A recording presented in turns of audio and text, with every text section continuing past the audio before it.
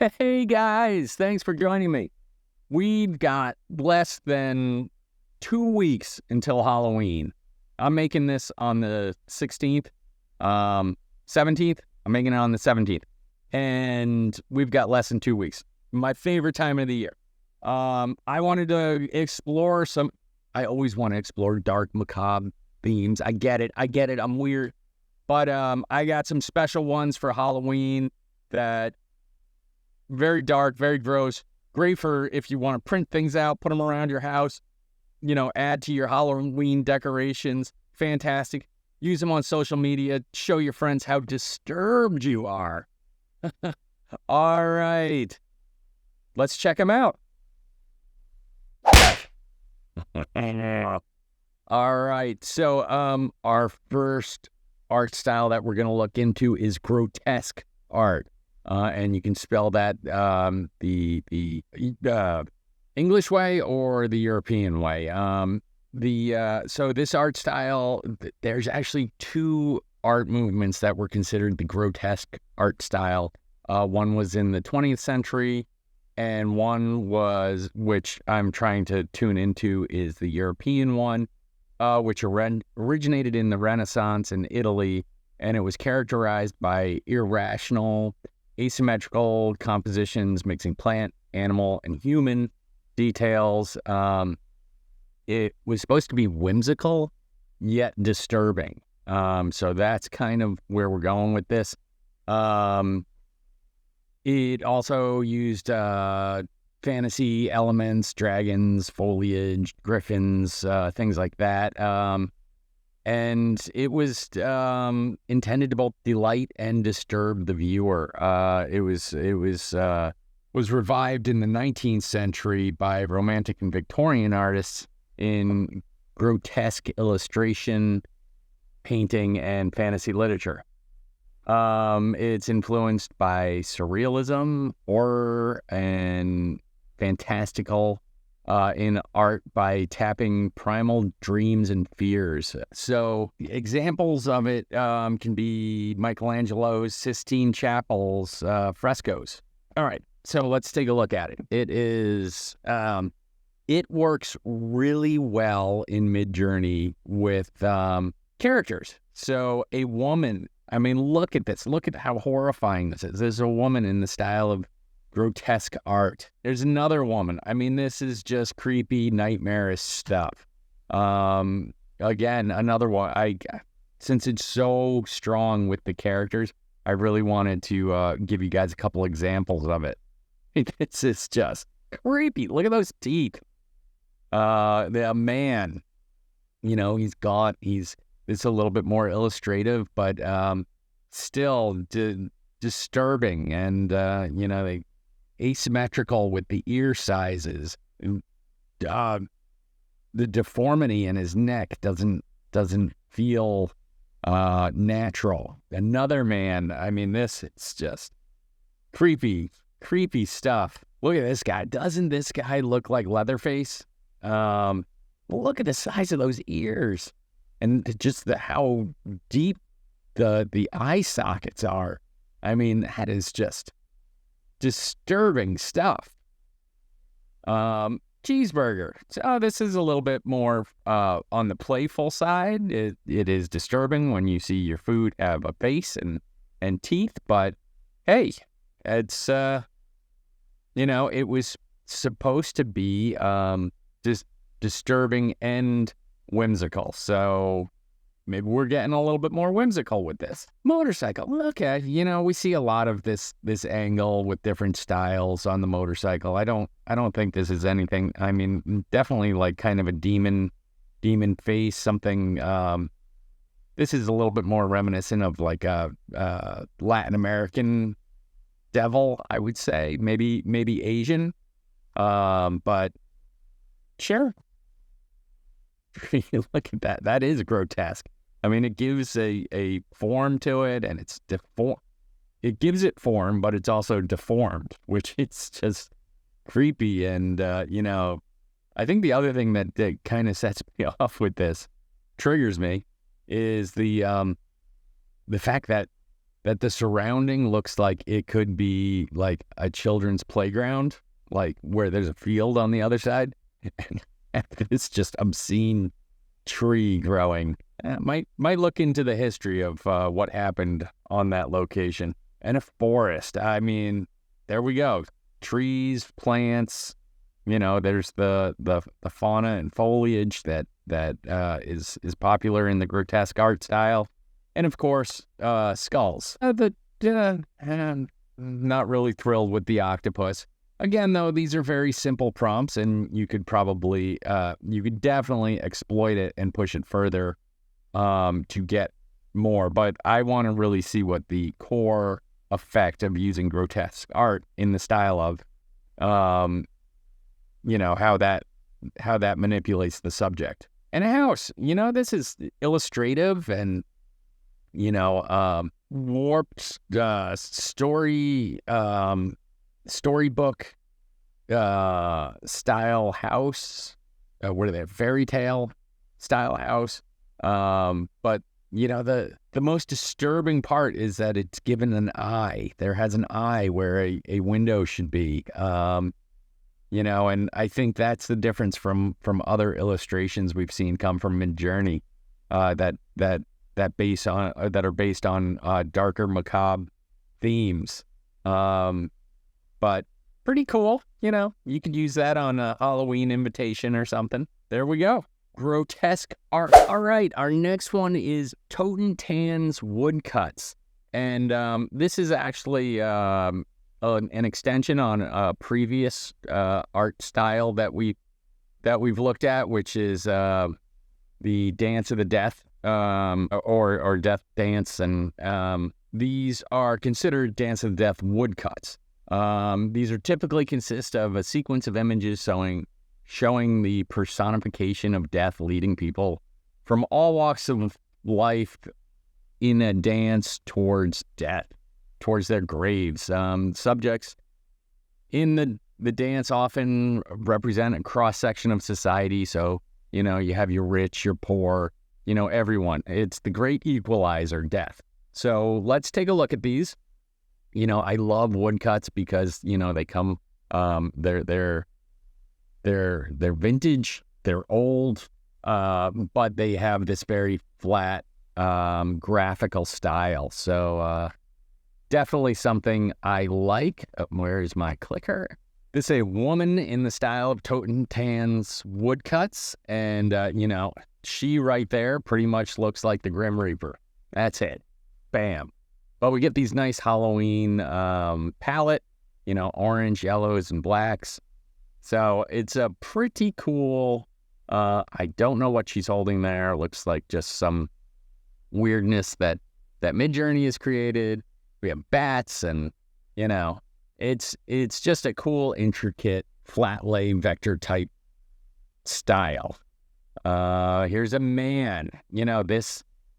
This is really interesting. I mean, the first thing I think of is this guy is falling into his grave. He has a skeletal face, but he is wearing a suit, and it looks like he can't escape going into this hole.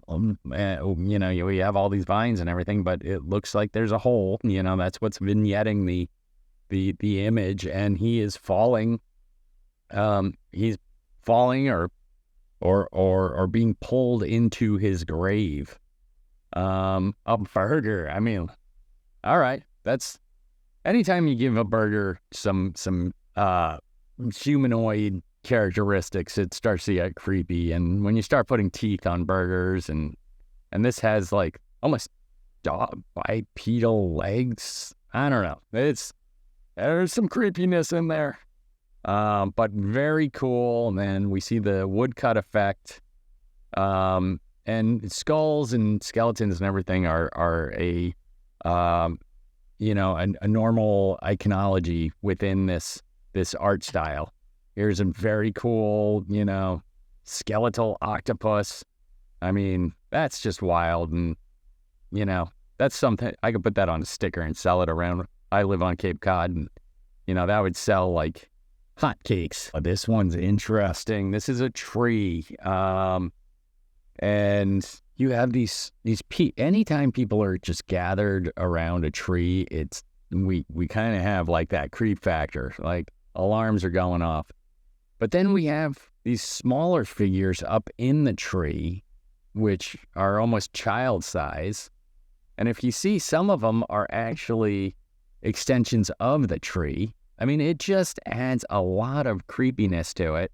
And I don't know, you could really build a narrative around this image. But yeah, anytime you have people gathered around a single tree, things usually aren't good. House. All right. Pretty straightforward, very much a woodcut look. The fact that it's so dark and we're really relying on negative space kind of makes it a little bit more macabre than typical woodcuts. But very cool. You never know how you can use this stuff. If you're graphic artists and things like this, creating something like this used to take so long, and usually it wasn't the main aspect of a project. It was kind of secondary, if that makes any sense. So being able to generate it so quickly with Midjourney and get something that has a feel like this, I mean, awesome stuff. Motorcycle, and the Grim Reaper is on there. I don't know. That's pretty cool. He's got a lot of fingers though. 1, 2, 3, 4, 5, 6. 1, 2, 3, 4, 5. He's got 5 fingers, but the thumb would go under. And he's got 6 on that side, and the thumb would go under. So he's 7. I mean, that's. Come on. Can't we have hands yet? We've waited this long. Let's get some real hands. But anyway, very cool woodcut look, and gives us the awesome, Grim Reaper on a motorcycle. Why not? Speed him up a little bit. Oh, now look at that. That's the forest. This is just... Okay, so we have skeletons and stuff, and I mean, it looks like they're coming out of the ground. Some of them have shapes like the old plague doctors, which is interesting. We have these feminine-looking demons in the back. And when the knees are bent the wrong way, that gives the demon aspect to it. But what I really love about this is the two tones. Like the foreground is white on black, and then the background is this orange. And I'm sure you could create a narrative around that, but it splits it in half, not completely straight, but what's going on here? That's like a little obscene, but it's just interesting how it's this two tones working together, but separating. Like there's a difference between the foreground and the background, and it's interesting. I don't know what else to say about it. It's and the black is the black on both of them, but the foreground has white highlights, background has orange, but that you have these trees reaching up into it that have that transfer the black into that area. There's a lot of interesting artistic things going on here. Of course, if you were to use this, you would have to clean it up because there's some weird detailing in here that just isn't coherent with the rest of the imagery. But I mean, you could run it a couple times with the remix, the subtle remix, and see if you get anything different. But there we go. That's pretty cool. Give that one a shot. All right, our next art style is Gashlycrumb Tinies, and basically what this was is this guy Edward Gorey. There's a name for you, Edward Gorey, of course. He made this book, wrote this book and illustrated it in 1963, and it was a very macabre book. I don't know what you call it. It's an alphabetized book for children. Like A is for this, B is for that, C is for this. That type of thing. But it was 26 rhyming couplets, each accompanied by macabre, whimsical illustration. And each couplet tells the tale of a child whose name corresponds with the letter of the alphabet, who meets an unfortunate and often bizarre demise. For example, A is for Amy, who fell down the stairs. B is for Basil, assaulted by bears. So it's that type of thing. We're not going to get that exact from it, but we're going to take the art style, which I think is very neat. And so it's in the art style of Gashlycrumb Tinies. God, I can't speak today. I need more coffee. All right, here's a woman. We know what's happening to her. She's falling off that. She's gonna land on her head. But pretty cool. You like that? I like that. I like that style, that juvenile style of illustration. But also, like, look at the eye and everything. It's very large, very aware.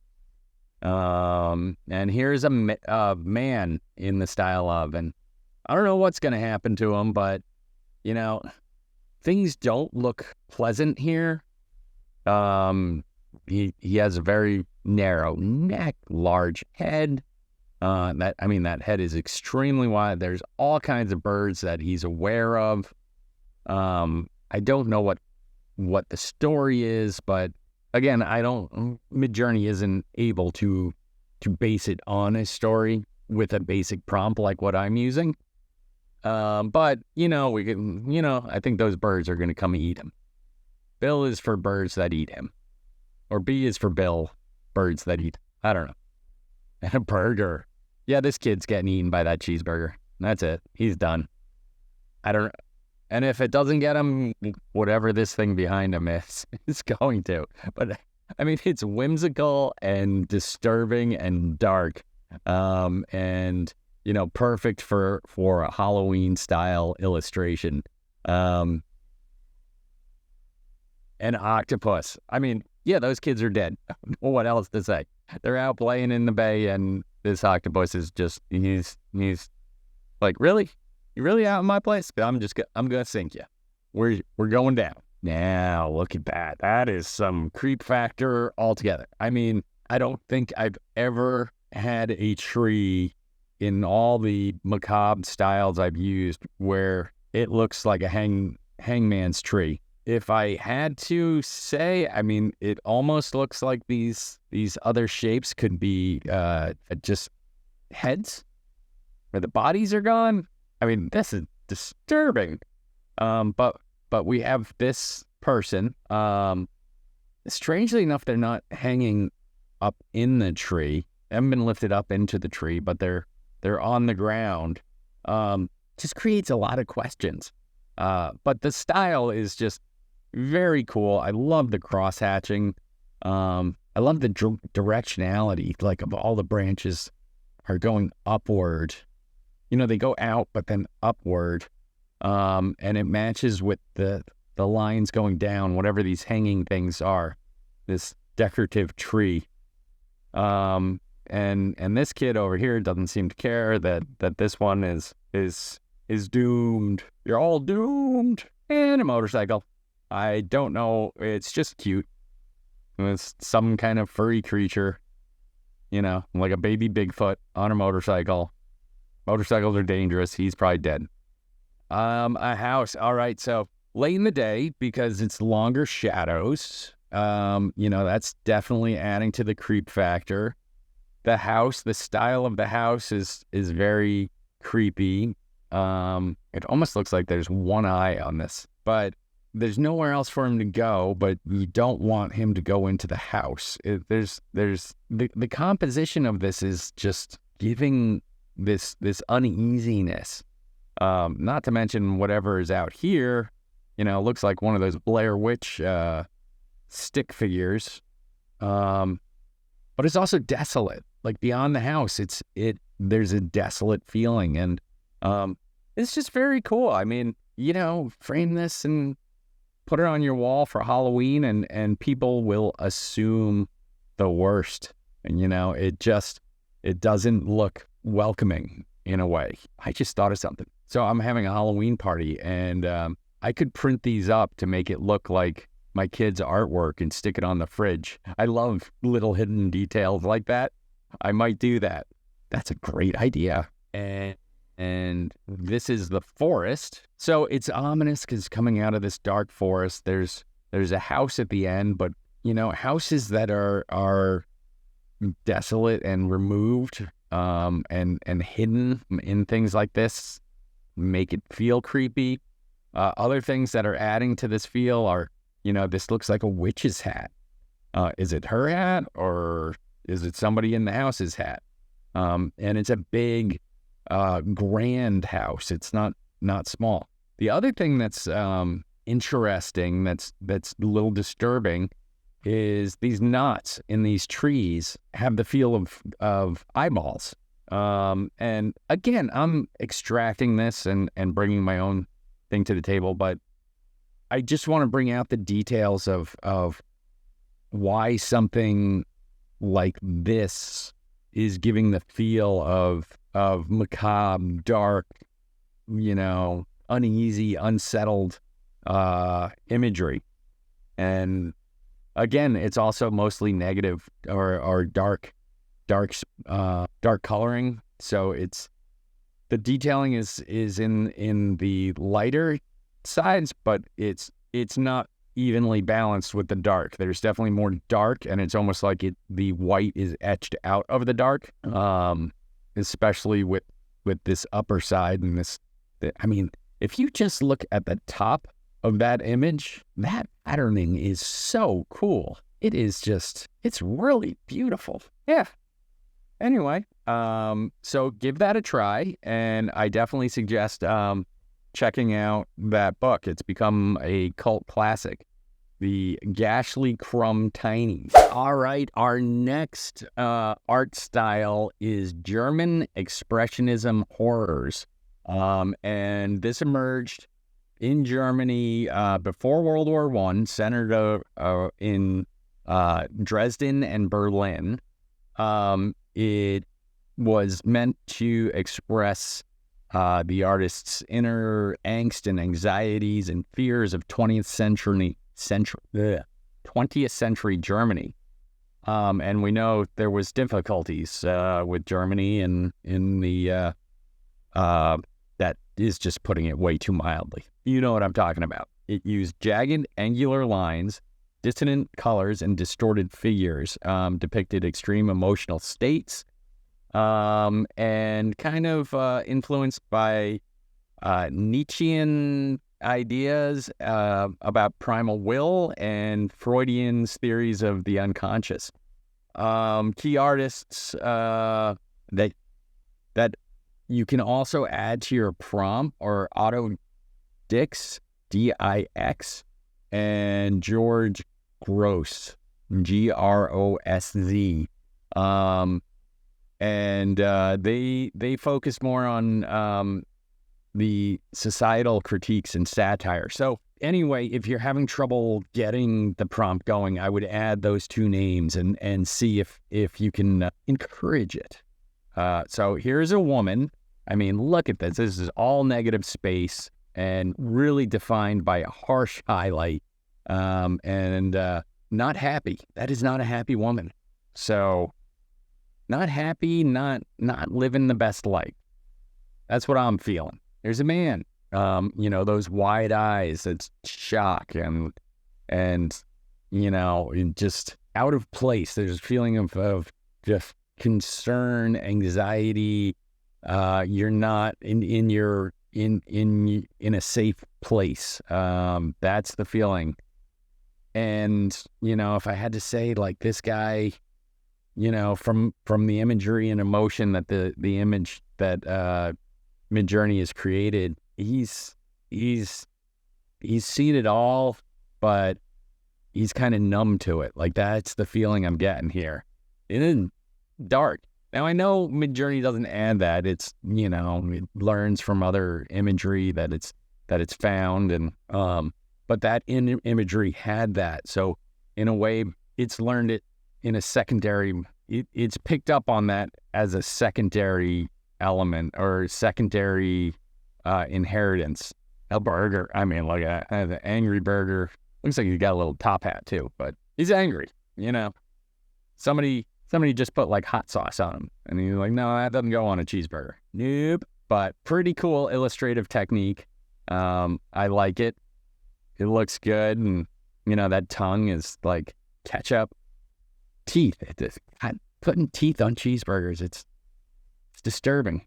Motorcycle. So this is the first time I've seen 2 motorcycles show up, which is interesting, and it adds to the anxiety of the image. Oh, we got a watermark too. But it adds to the anxiety because, you know, one's tilting this one, one's tilting this way. You have this erratic background and coloring, but with the altering angles, you almost feel like the guy in the front is being chased. Like that's the feel I get from it. And that's just a guttural response to the image. Tree. That is cool. I don't know what this face is in the tree. It looks alien-esque. I would probably clean that up because that element's a little, it's not human enough, but it's weird. I don't know. I'm struggling with that one. I don't, if you really want to put in a human face, and look, there's like little skulls and stuff buried in the sand here. If you really want to put a human face into the tree, which I think that's what they're going for, and I think that should be cleaned up, and you know, maybe another subtle pass would arrange it. You really have to sell it. Like, you can't tiptoe around it. It has to be obvious that that's what we're looking at in an image like this. But I haven't seen a tree rendered like this. So, you know, this art style is, you know, A+ for giving me something different and unique. So German Expressionism horrors. And I also like the color palette of this. It's very, you know, it's monotone. There's a little bit of greens in there, but it doesn't have a wide contrast to it. So it gives a very, very interesting, very weathered look. I like it. And a house. Okay. So this one, you know, we have the blues of the dark night sky. Everything's kind of dripping and heavy on these trees, like heavy moss. We obviously have a deteriorated house here. The house doesn't look like, the angles are all off, which gives you a weird feel. We have these skulls and skeleton type elements throughout.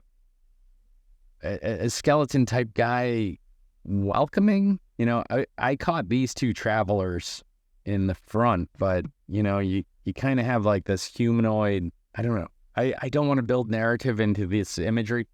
The thing is you kind of have this dark macabre feel, and the color palette's really selling it with the red lighting, which would give you the feel of like fire lighting. And we kind of have this warm dirt texture, but this dark blue or gray blue sky. I don't want to say dark blue. It's not dark blue. It's a grayish blue sky, very painterly, that just goes into black cloudiness and inkiness, and it's very loose and drippy and heavy. Like everything feels heavy with it.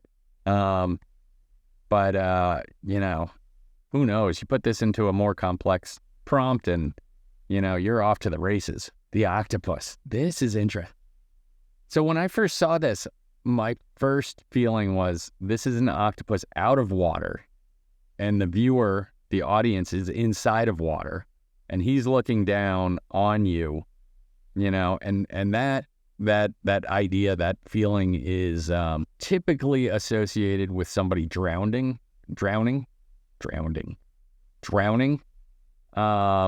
And he's just watching it happen. Like, that's what I'm getting from this.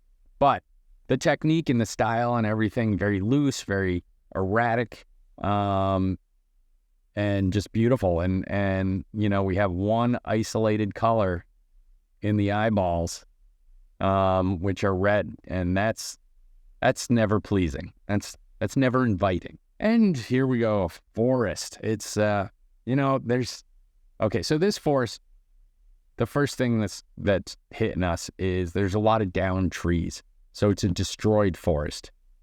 These are the hints that are giving us that it's not the idyllic, beautiful woodlands. So you have this death and decay around you. So instantly you're feeling uneasy with this image. And the sunset, this is like kind of, these are the last minutes of the day, and then it's going to get dark.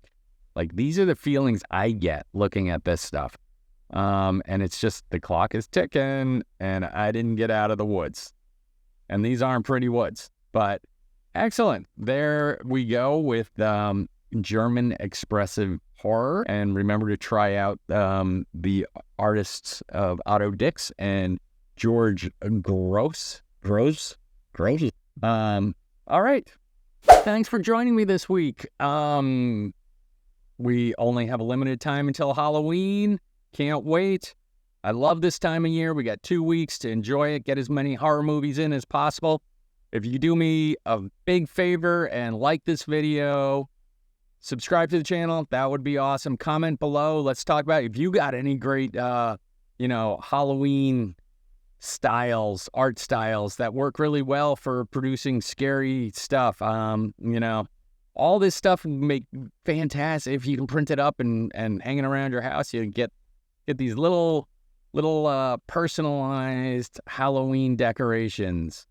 All right, thanks for joining me, and until then, I'm gonna try and put out a couple videos before Halloween. So until then, I'll see you.